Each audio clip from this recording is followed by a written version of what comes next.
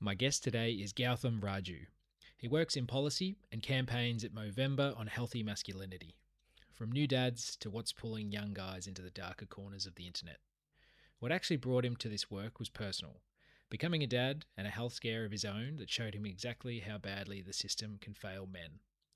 He tells me about a video that did the rounds in his son's kindergarten WhatsApp group titled, How to Ensure Your 3-Year-Old Boy Is Not Toxic, and why he thinks the fix starts with something as simple as a mental health check for new dads.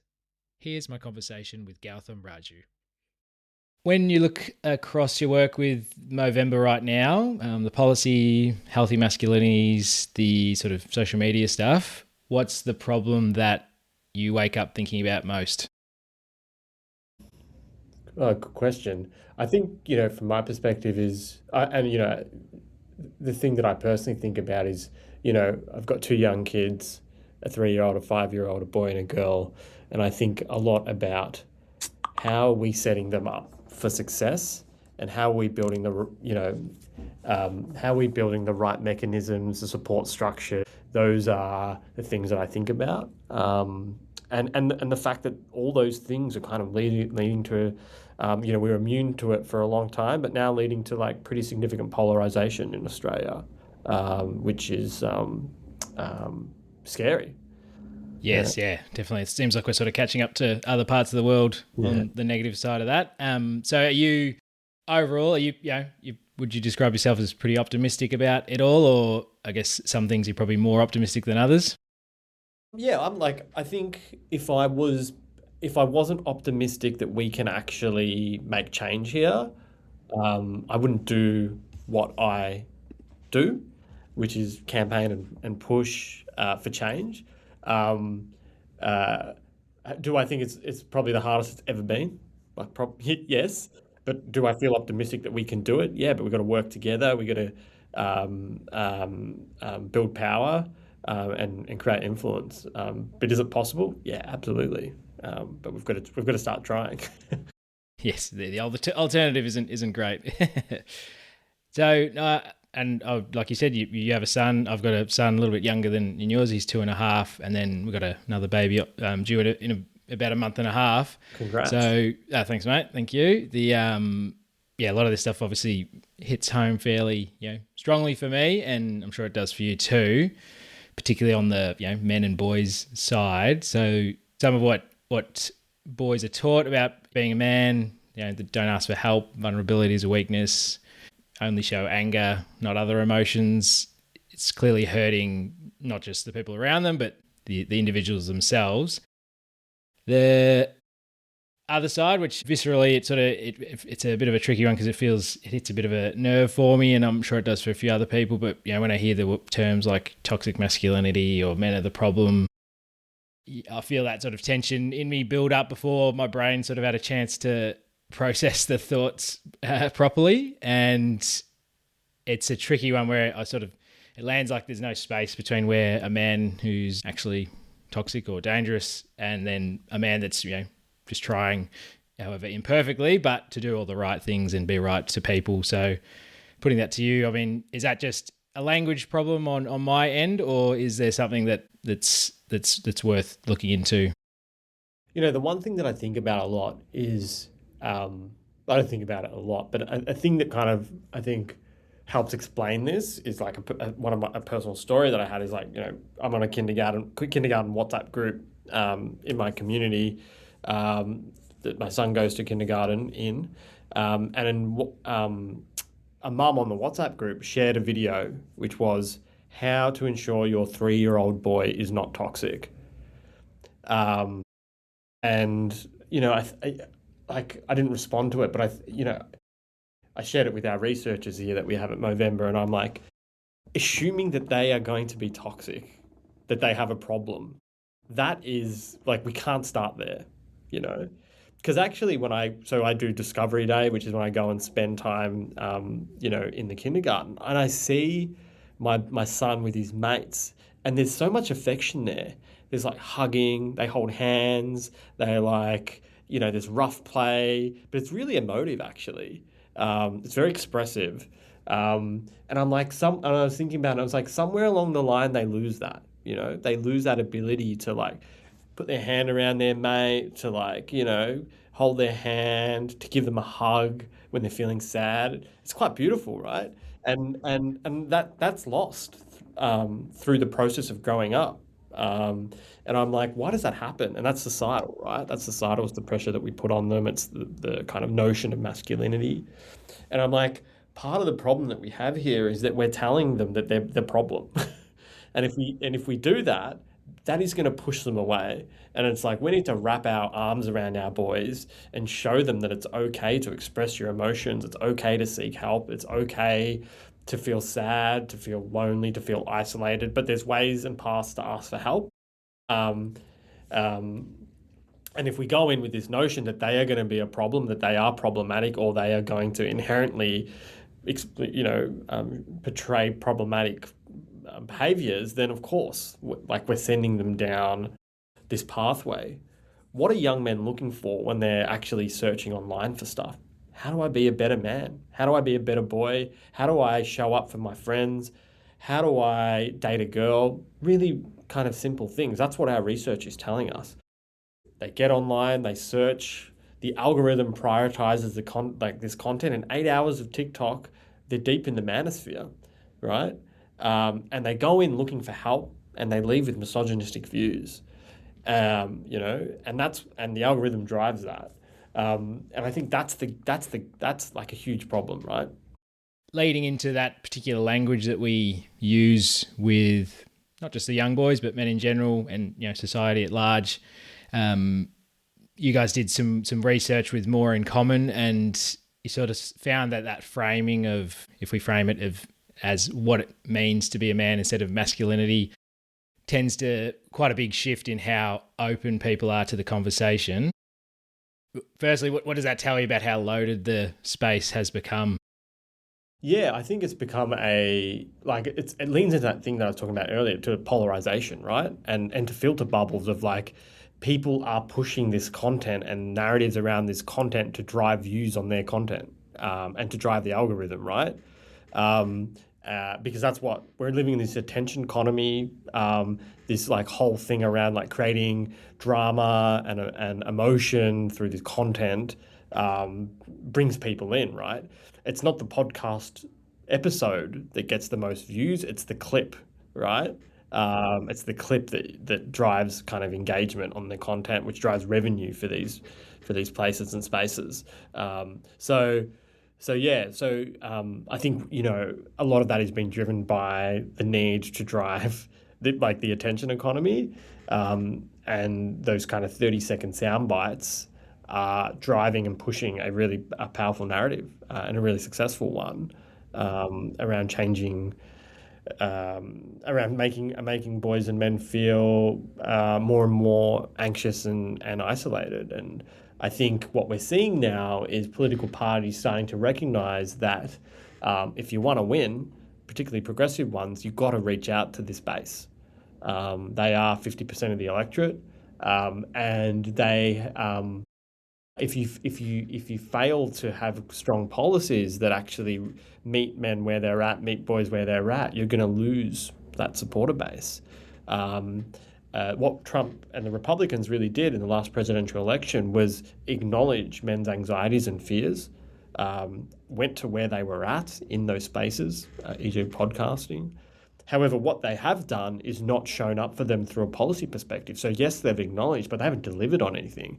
And what you can see now, is that young men are shifting back to the Democrats, who are now talking about cost of living. We've seen it in the most recent elections happening there. And so if you can actually meet people where they're at, and the number one issue that we're facing everywhere is cost of living. Like, people are struggling right now. And if you can actually meet people where they're at, where they are having those problems, and that's driving anxiety and stress and all of those things combined together, you can actually and you land it in a way that is palatable, and compelling. I think you can bring those people back on your side, and that's a lot of the work that we do, is thinking about ways to position and men's health in a way that is going to be palatable to political parties, to allow them to be able to tell stories around how they are addressing kind of the issues when it comes to men and boys. Yeah, it always strikes me as slightly as I don't know if it's a necessary evil, but the way that we political parties from both sides, it seems like their number one goal is how can we appeal to these people so that they'll vote us in, rather than having the overarching goal is how can we have everyone be part of a more healthy society at large. Yeah. Yeah, I think, well, they got to win, right? They got to win to retain power, Yeah, so they've got to get exactly. votes. Yeah, and I'm sure lots of people get into politics to make change, but there is a 3-year election cycle at federal level that, if you just think about it federally in Australia, that like people are thinking about, right? It's not a Yeah. lot of time between elections as well, No. 4 years, No. right? So by the time they get in power, got like an 18-month window to push through legislation, or even less, I would say. And they're already thinking about the next election, right? So. Now, going to maybe a little bit of your background, could you just give us a short version, of your background, how you grew up, the kind of picture of, I guess, good man that you absorbed early on? Yeah, I guess I grew up in Melbourne, in Australia. First generation born Australian. Dad's Fijian, mum's from India, and so grew up with the notion, or was drilled into me, that you had to become, you had to work in a profession, accountant, lawyer, doctor, do either those three things, or you're not successful. So actually, my first job was as an accountant, which I was terrible at. Got fired from my first job. Was a terrible accountant. Now, if you ask people that I work with, like, do you know that I was an accountant? They'll just like, I never see you doing that job. Now, I think became really interested in power and how decisions are made, and really understanding how power works. Not that I'm power hungry, but more like how do you use power to influence change, and that's driven most of my career, and so have done that outside the tent, working with Oxfam, working with the United Nations Secretary General, working on political campaigns in Europe and Africa, India, America, the UK. Spent about 15, 16 years living away from Australia, moved overseas and worked on progressive political issues, and then moved back to Australia about 3 years ago, where I started at Movember. I didn't think a lot about men or masculinity or boys till I became a dad, until I started working at Movember. And it's really changed my view and perspective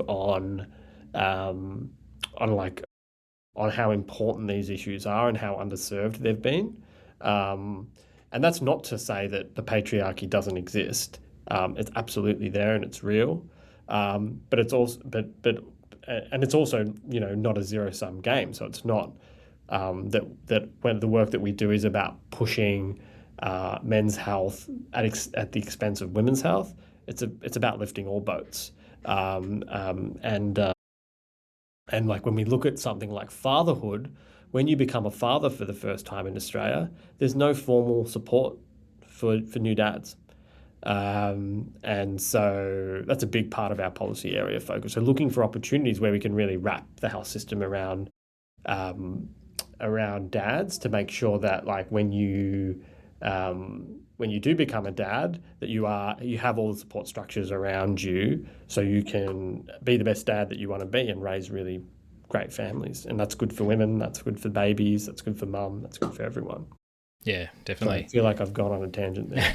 That's all right, all good. So, in terms of that, inside the health system and helping out, especially new dads, because likewise, I didn't think about it a whole heap Yeah. until I became a father, and then it's become Yeah. quite important to me since then. What's the lowest hanging fruit inside the health system that can get particularly new fathers sort of taken care of a bit more? Yeah, something that we're working a lot on.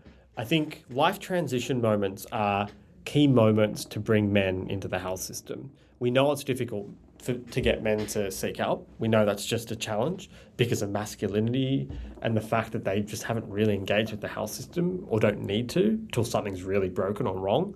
And so we've been thinking about life transition moments as ways to wrap the health system around guys. So when you start going to college or TAFE or uni for the first time, or start work experience or your apprenticeship for your first time, that's time to really like kind of get around like young men to be like, sexual health, this is important.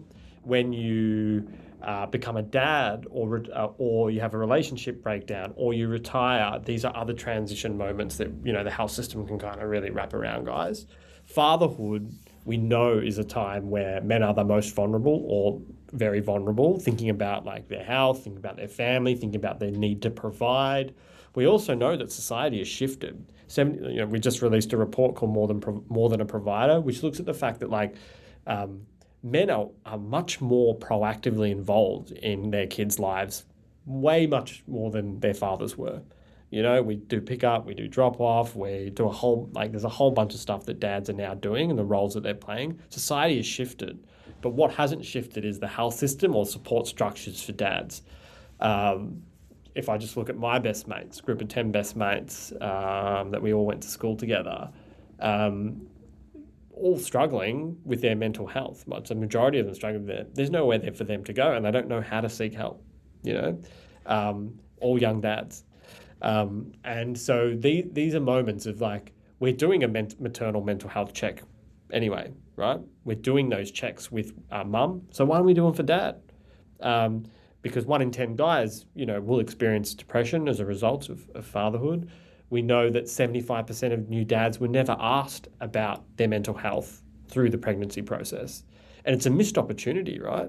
Because if we can flex that and give those guys a good experience, they're going to come back and they're going to get tested. They're going to know how to seek help. It's going to be better for everyone. And so what we're doing is pushing state and federal government to implement dad's mental health checks. So you're becoming a dad for the first time, you get screened for mental health. It's really simple. There's a lot of political support from it because it's like, you know, a lot of politicians are like, how is this not a thing? How is this not in place? Yeah. The key thing is that we've heard from the bureaucracy is that we don't want to screen new dads because we won't be able to meet the demand. Which is unacceptable. That's not an excuse. That is just not an excuse. So we're like beating the drum on that and pushing incredibly hard to make sure that there are some support mechanisms in place. We just can't rely on informal support because we need these guys to go somewhere. Yes, yeah, no, that's amazing. Is it? How far off do you reckon it is until it's actually sort of like a proper recommendation?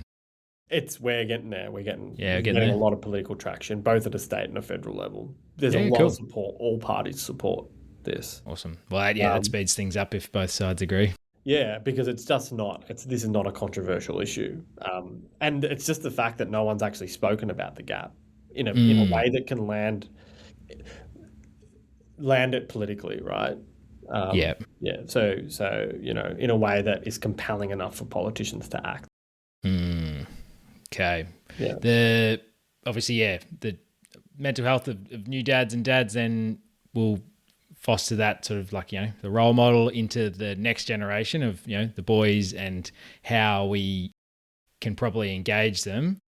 And I guess you or some of the people that you're working with in an environment like a school, club room, it's full of boys.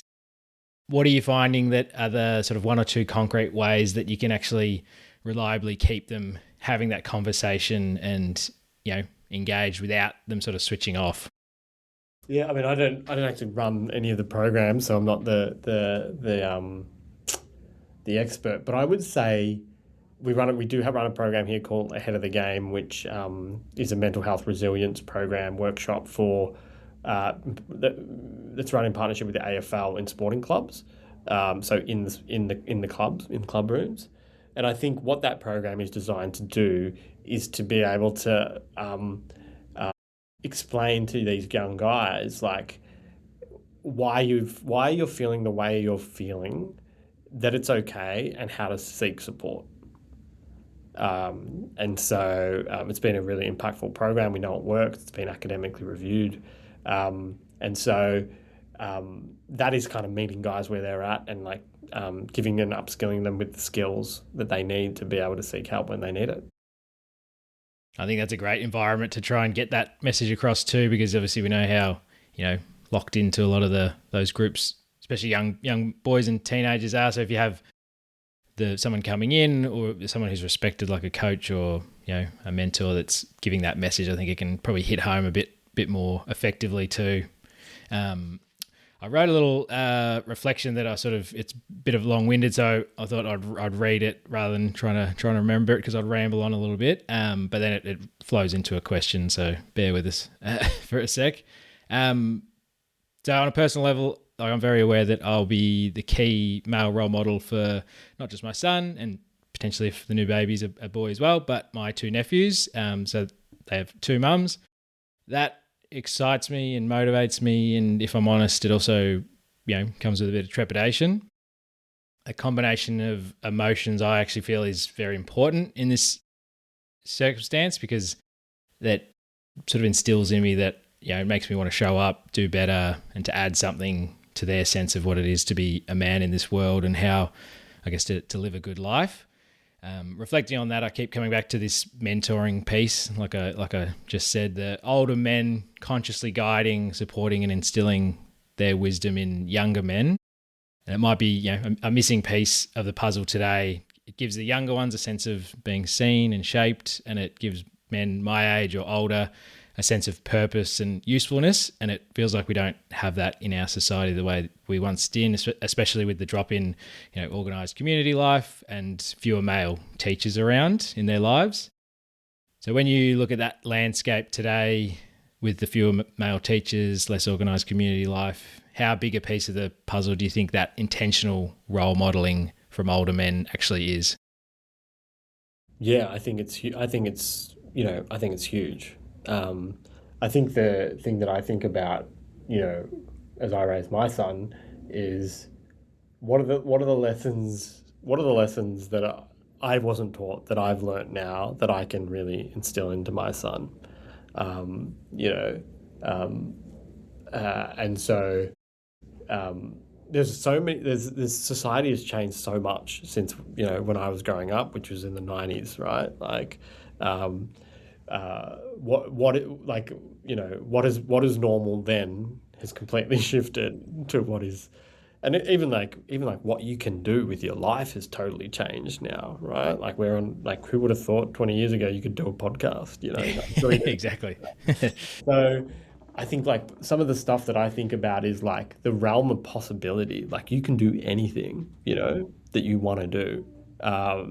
Just got to really work hard at that. I guess that lesson hasn't changed, but I mean, just the internet has opened up a world of possibility and opportunity. I'd say that we didn't have. We grew up, I guess, in the age where the internet was becoming a thing, right? Like it was that possibility was coming, and opportunity was coming. I think the thing that I think about as well, it's like it's okay to be a flawed parent. It's okay to say I fucked up. Yeah. Like I don't know. Like I tell my son I don't know all the time. He asks me questions all the time. I'm just like, I don't actually even know. It's a good question. We should try to figure that out. And also like when you fuck up as a parent as well, to say, look, I like I shouldn't have done that. I shouldn't have said that. I made a mistake. And that being vulnerable, I think that's powerful for them, because then they start doing it too. They're just like, when the kids have a fight, or someone says, something, or my son will always reflect in our mornings are our time together where he reflects back to me how he's feeling. It's like where he's most vulnerable. He'll kind of get into bed with me and be like, Dad, this happened yesterday at childcare. What do you think? What do you think of that? Like, what does that mean? And recently he's been getting in, and the thing that he's talked about is like, I did that, and it was, I really regret doing that, and that was bad, wasn't it? And I was like, well, this wasn't bad. We all just make mistakes, like you made a mistake, and that's okay. Yeah. Like, you know, Yeah. and so yeah, so I mean, like creating those opportunities for connection, creating those opportunities to be flawed, and creating those opportunities to have those deeper conversations where you're both really vulnerable. I've found as being like a really powerful thing. Mm. Yeah, I mean, my son's only just starting to talk about different things. Most of them don't make a whole heap of sense yet, but that connection that you also feel when you're relating to them on that level, and knowing that they feel safe to actually bring up all these different what's on their mind, even if it is a bit silly or if it's it's not that coherent, it's still a nice connection piece, and I agree completely with that. The naming the uncertainty and also the apologizing and coming back to them after periods of distress or anything is a really good thing to instill in not just boys but girls as well. Yeah, for sure. So the next thing I wanted to talk about, Gautam, is the role of social media and maybe the less than ideal influences that might be grabbing especially young men's attention a lot. So the work you did with the young men's health in a digital world, sort of the stats that it came up with is sort of roughly that 2/3 of young men are watching regularly that what you call the men and masculinity influencer content. So could you start by just how do we define what kind of content that is in practice? Yeah. Look, I think it's there. There are. I think the definition's quite broad, but it's like content that which is around lifestyle content, entertainment content, gym content, fitness content, get rich content. How to this sort of content is the broader definition of what we were looking at when we were looking at that space. Yeah. Yep. Okay, and then it's obviously not fringe anymore. It's part of the it's literally their their main media that they consume. Yeah. That obviously is a bit of a tricky one for the older generations to really wrap their head around a little bit, given there's that bit of a disconnect anyway between the generations. But how do we sort of address that when it is literally their mainstream media? Address it as in counter it? No, not necessarily. Just, I guess, well, the first question about knowing how to define it, and then how to look for what parts of that are beneficial, because I guess none of that a lot of that isn't just inherently bad, but then where that line is of there's obviously a grey area, but where do we sort of help guide them through it? Yeah, and that's exactly right. Like some of this content is really helpful for guys, because the content varies from like make your bed in the morning to like basic stuff like that, the like how to work out, all of that sort of stuff, how to date, all of that sort of stuff. All of that stuff isn't bad and is helpful to guys. I guess it's around one. I think the approach of the whack-a-mole, like take down this content, isn't going to work because 1,000 other videos come up every other second. So you take down one, 5 other pop up, and you'll spend all your time trying to regulate that. And obviously there's content that should be regulated and not on there, which is like misogynistic and hateful and racist and all of that sort of stuff. But the stuff that's and I would argue that content isn't the mainstream content that is being consumed here, but the content that guys are looking for, which is around like how do I be that better man type content, there's a lack of anything else. So in a space where that content doesn't exist, there's just like this stuff is going like flying because there's no other narratives being seeded in these spaces and places, and so what we do need to do is start seeding other narratives, right? That can reach guys that we know is better for their mental health, that is more, and so that's the work that needs to be done. Some of the more negative, dangerous actors are setting up content farms and creating and pushing out thousands of videos all the time, right? Andrew Tate is popular not because he's created this army of people that like create this content and then run it up and then push it out in the world. It's like an army, right? It's incredibly powerful and very effective, and they test and they optimize, right? And what's the counter to that? There is no counter to that. There are some really interesting things that are popping up. There's this group that I've been following called like Hot Boys Cry that talk about like the importance of healthy masculinity and all of this. It's like a counter narrative platform. So it's like, how do we kind of uplift those groups to really get their word out and messages out? I think the other thing is like, how do we bring things offline again? Like, how do we, from a policy perspective, is like, how do we really start reinvesting in some of these spaces and places that have been defunded? Because that's boxing clubs, gyms, community organisations that bring young guys together. Now we see the decline of religious institutions, it's like, where else are guys, like, where are they going? To podcasters. And so like, how do we reinvest in some of this stuff? Not in a way that the old institutions did them, not in the way that the Scouts did them, but like, what are the new versions of that can bring communities together again in ways that is like compelling and fun and powerful as like a development place. Yeah. Tough battle when how like alluring the online world is, but I agree, having more of that in-person stuff would make a big difference. Yeah. So then what do you think underneath all of that, the young men that are drawn to all those types of videos online, what do you think they're actually searching for under it all? You mentioned a couple of the questions that they, ask specifically about how to get ripped and get a girlfriend and all that, but do you think it comes down to sort of the structure, belonging, meaning, something else? Like, why is it working? Yeah, or why are they reaching out to those things in the first place? Like, what are they looking for? Because I think it's just I think guys are feeling lost and confused and looking to understand how to show up in this like really confusing world. And some of these influencers are validating that stuff. It's like, it's fucking hard out there.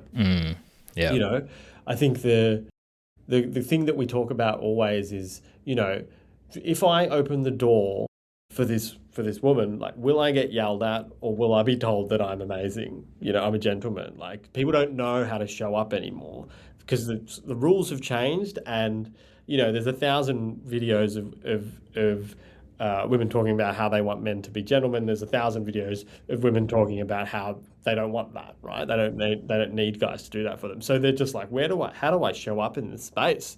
And these guys, like these influencers are like leaning into that and being like, because some of that stuff is true. So how do you show up? What do you do when you break up with your girlfriend? Like, what do you do? How do I respond to this? Like, there are tons of that out there, and it's like, is it okay to feel the way that I feel because I've gone through this relationship thing? There is nowhere for them to go. And so they look online and they get the help they need, which is like, I don't know what the exact stat is, but the amount of people using ChatGPT for like mental health support is insane, right? And so, because people are looking for that kind of validation and that kind of someone to talk stuff through with, right? So, yeah. And on one hand, it obviously can be useful, but you obviously don't want it to be the crutch that you're relying on 100%. You want the actual real interactions to be the main thing. Yeah, I think, there needs to be research to understand, like, where do you start with this stuff? Because there's no point being here, like, there should be no AI help, like, but it's like, where does this start? Where does this start and where does it end? Where are the red lines on it? Yeah. Yes. Yeah. Too. I mean, it's a whole new world with all that stuff added on top of the social media and everything too, which is pretty crazy. Yeah. And imagine being a young person trying to navigate that. Yeah. Right? No, I'm very glad. I think I saw I can't remember how they did the term they used, but I think you're a similar age to me, but the generation where we grew up in is sort of in that zone where, we had enough time without it to sort of build up certain skills and everything, but then we also got the back end of it to sort of try and learn it. Whereas nowadays it feels, I can't even imagine, to be honest. Yeah. It's like, explaining to kids that like used to wait till like Monday, 6 p.m. to watch a TV show, that like, And nothing was there on demand, right? They like imagine like them trying to explain that concept to them. Like you can't watch that now. You've got to wait till Tuesday 8 p.m. Yeah, Yeah, yeah. right. My nephew was were at my mum's place, and he was wanting to watch iView, Bluey or something on there, and we had to say, "Oh no, but we'll have to just see what show's on next," because she didn't have iView. It was just ABC Kids on the telly, and Yeah, he yeah, just looked at us like, What do you mean?" yeah, Just didn't understand it at all. yeah, exactly. Yeah, yeah, yeah. Now onto the work you've done with Men in Mind. So that I found that sort of that research and that work really really interesting. To start with, I thought sort of we often hear men don't seek help, and I think that's definitely true. But the Australian data that we sort of look at shows that 87% of men who died by suicide had actually used a health service in the year leading up to their death, which is probably pretty shocking stats there. How does that sort of, I guess, change the narrative of it's not just the men that aren't reaching out, it's how we try and catch them and find them through the health system itself? Yeah, yeah. Yeah, and that's, Men in Mind's a great program that kind of, just to recap what it is, it upskills the workforce to be able to treat men. So if you're a pharmacist, if you're a doctor, if you're a mental health clinician, it's a CPD program that basically trains you on how men show up when they're seeking help and how to actually treat them using the lens of masculinity, evidence-based program. And so, yeah, that's rolling out in partnership with the Australian government to every primary care clinician in the country, which would be incredible. And the kind of thinking behind that is like, if we, the Dr. Zach Seidler, who actually built the program, his perspective on it is like, sometimes he's a clinical psych, he's like, sometimes men show up to therapy and they're angry. They're like frustrated, and that's because they don't know how to express themselves. And this program looks at ways to diffuse some of that anger and to get into some of the harder questions. It talks about how to build a strong connection with men and how to use the frame of masculinity to be able to do that. Because we know that building that connection can be, if you can build a connection in therapy, that is one of the most important things that you can do in terms of having better outcomes. So. But the ultimate aim of that training is like, how do you keep men in the health system? How do you keep them in there? How do you reach men? How do you retain them in the health system? And how do you respond to them where they're at? So those are kind of the three things that we always say: reach, respond, retain. So if you're able to reach them, bring them in. Are you able to respond to them, meet them where they're at, and have those kind of difficult conversations and build a strong connection, and then be able to retain them so they keep coming back for help when they need it? Has anything, obviously you don't have to share if you don't want to, but has anything from your own time sort of moving through the health system changed the way you think about how we should design the system for men? Yeah, it's one of the reasons why I joined Movember, is because I had gone through my own health experience. It was quite serious. It had a terrible experience, the way that the news was delivered to me, Yeah, the right. way that I was treated going on forward, until I found that clinician who actually asked me how I was going. Wow. Which was like 6 or 7 clinician in. Jeez, okay. Like, Yeah. you get this kind of life-changing diagnosis and you're like, oh my God, what is happening? What is happening? And then I found a clinician who was just like, before we go into this, how are you? And I was like, you're the first person that actually has asked me how I'm going, you know? And I also, for the first time, I was like 35. Hadn't even been to the doctor once, had like kind of surfed through life just being like, I'm great, this is awesome, until it wasn't. And then the only way I was able to navigate through that pretty complex medical issue is because of my wife, who actually understood how to navigate the health system. I was just kind of like sitting there as a spectator watching her do the hard work to be able to find that clinician, 6 or 7 in, who actually was the one that helped me.